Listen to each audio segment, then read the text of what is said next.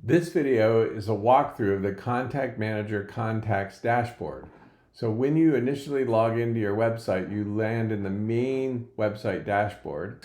The Contacts dashboard, you go to Contact Manager Contacts, click that, and you'll land on a page that looks something like this. When you just start your website, there won't be anybody in here. By the time you watch some of the initial videos, you should see yourself in here at the very least, depending on how many people you're testing on.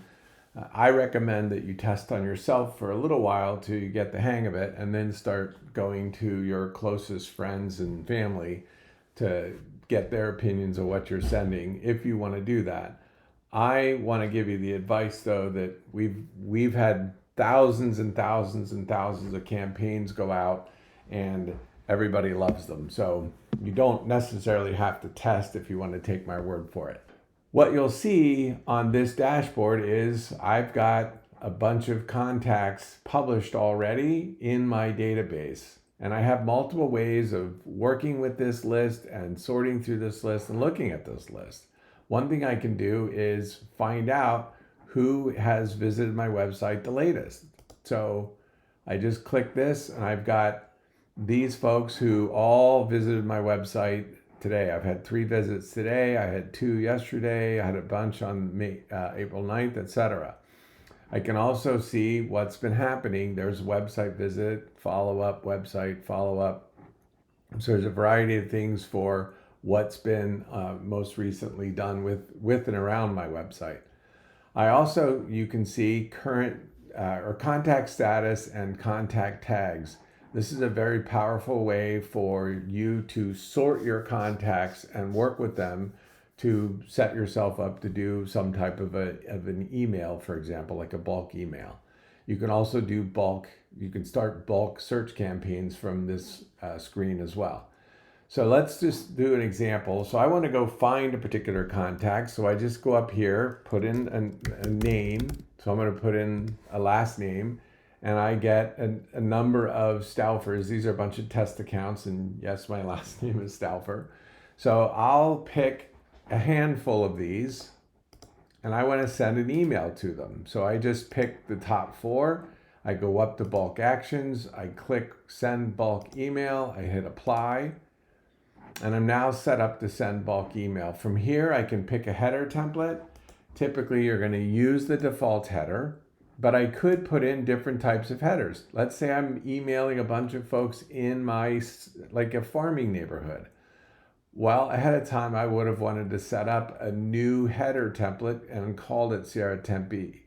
So let's do that this time. I'll do that.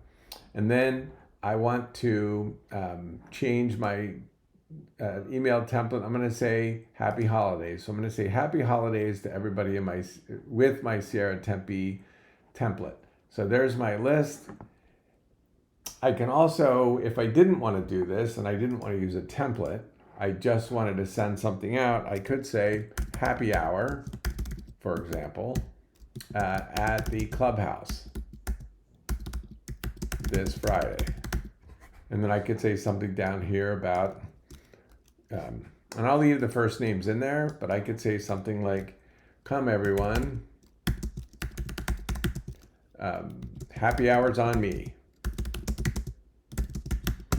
and then leave it at that. And then from here, most likely use my default signature, and definitely going to leave my default footer in. That's how they can unsubscribe. I don't want to get into trouble, so I leave that in there, and then I click send bulk emails. So those just went out, and I just emailed 4 people right now, with that. And here's what that email looks like. Welcome to your Sierra Tempe monthly real estate update from Dale Stauffer. So that's what I have in the content of that. I could have changed that before I did this demo, but I didn't. So that's what that Sierra Tempe header looks like at the moment. But there's my first, there's the first name, or the contact name that was in the template itself. Come everyone, happy hour is on me. This is my signature. So it went out, and in fact, I did get 4 of those in my inbox, which you guys can't see. So that's how I can send bulk emails quickly from the Contact Manager. Let's go back to Contact Manager Contacts. Another thing I can do is, let's say I want to change the layout of my screen. I want to look at different things. So I can go up to screen options, and I can take away and add by just clicking these things. So if I don't really care about most recent action, let's get rid of that. But I'll add in team member, for example. And typically, when you first open the screen options up, you're going to be defaulted to 20.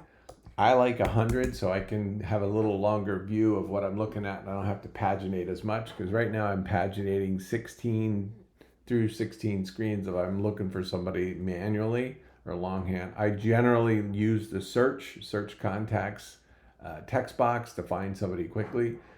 Then I just click. Now I get contact status, or I'm team member, so I have team member, and I got rid of that latest activity. So I can also display, I'm not going to do it in this demo, but I can also display contact info, so that if you are scrolling down to your list, and let's say you did a sort for latest visit and you wanted to do a list of the people who were, you wanted to call everybody or something like that, or send them an email for their latest visit, you could see their contact information, or make phone calls, or you could select them and then do a bulk email, but you could see their contact information there.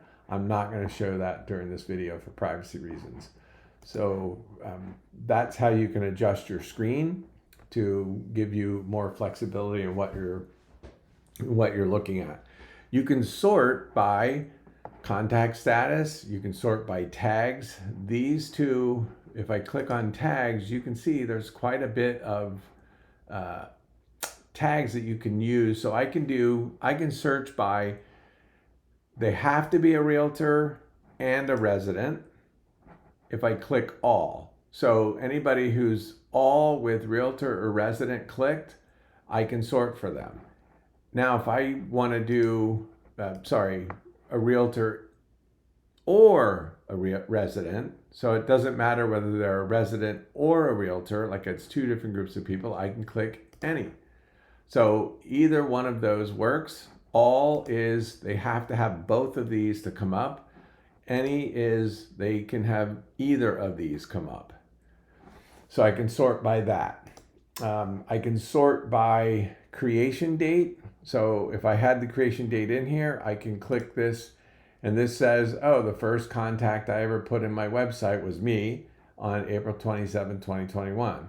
Then I could go the other way and say the last contact I put in was Lisa McHale. So I can sort with creation date. So you could, one thing you could do is, if you were importing, say, a farming list, and you imported them on one day, and then you imported another farming list on another day, you could actually go select everybody that you imported on a particular day and set them up to do bulk campaigns, or set them up to do a bulk email or something like that. So variety of things you can do with the creation date, sorting that, and then taking some other actions after that. Again, here you can sort by last name, alphabetical order, frontwards and backwards. Same with first name, frontwards and backwards. So you can sort in multiple ways here. Let's say you have contact tags, and I don't want this test parent anymore, and I don't need this test hierarchy anymore, or I want to change them. I can go over to where it says contact tags, and I can look to see, well, test parent, I don't have anybody listed in test parent, so I could highlight that and delete it and get rid of it. It's asked me if it's okay to do that, and I say yes, and it's gone. Same with test hierarchy. I'm going to get rid of this. What it does is it takes that, oops, let me go back here. I think I clicked the wrong thing. Test hierarchy. I want to delete this, and it just takes that tag off of anybody who's got it. Now, I'm good with leaving this the way it is, but you could also add some. If you wanted to add something, let's just do another one. Let's say open house. So I met at open house. I could call that met at open house. I could just do that and save it. No parent tags. The slug will automatically follow in or fill in if I add new contacts. So I just add it. There it is. If I edit it now, you'll see that it just fills in that slug. Okay. This is more convention for how the website works. This doesn't really make a difference or matter to you. So you don't need to worry about the slug, but that's what it's there for. Going back to contacts and my dashboard. All right, let's look at adding a new contact from the dashboard. I add new contact, and from here I can do acquired date of today. I can do acquired from, but more you're going to do that kind of a tagging system. This could be a really brief note that you want to take, but you could do listing status, open house homeowner, opportunity. You could do, I mean, there's lots of different types of statuses that you can use, and better is using this contact tags. These can go, or you can use these, and people can be resident, West USA. There could be a variety of tags that you classify them under, or you can add one. So I'm just going to say, I'm going to call this person a pickleball contact. So there's somebody I met playing pickleball. So I just add that new contact that it automatically assigns to them. They're actually a real estate agent. I'm taking them out of resident. But they are a West USA realtor that plays pickleball. So those are the 3 tags I'm going to use for them. So let's put in their name, and this particular person I'm going to put in as Mike Stauffer, and I'm going to make up a Gmail account for him, GPQ Dale plus pickleball at gmail.com. I put in their mobile phone. If they have a mobile phone, which most people do, you want to put in the mobile phone where it says mobile phone. If they have a home phone, feel free to put that in, but don't put their mobile phone in where it says home phone. You want to put it in because there's some functionality like texting that's associated with this when you get a notice from them. So then you want to put in their address if you have it. West Vera Lane. And then Tempe, AZ 85284. So that's the test address that we're going to use. I could put in their spouse. A couple of words of caution. If you're doing a couple that has 2 people, but they only have 1 email address, but you still want to send something to both of them, what you would do is put in Mike and Lori, something like that. Don't put in the and sign or the ampersand sign. Spell out Mike and Lori. So when we send out a campaign and we use the contact first name merge tag, which I talk about in another video, this will be this is how their email will be addressed to them. So for now, I'm going to put them as an open house homeowner. That's how I met them also. So at this point, when you fill this out, you want to just click add contact. So now this contact's in my system, ready to go. If you try to put somebody in that has a duplicate email address, the system won't let you do it. You can only put one person in with one email, you can only put one email address in, and the system, like I said, will stop you from doing it. But from here, I want to start a search campaign. So over on the right-hand side, you're going to see these boxes. We call them widget boxes or widgets. Yours will be in a different order than mine. So you can click and rearrange them if you want. You can put that up there.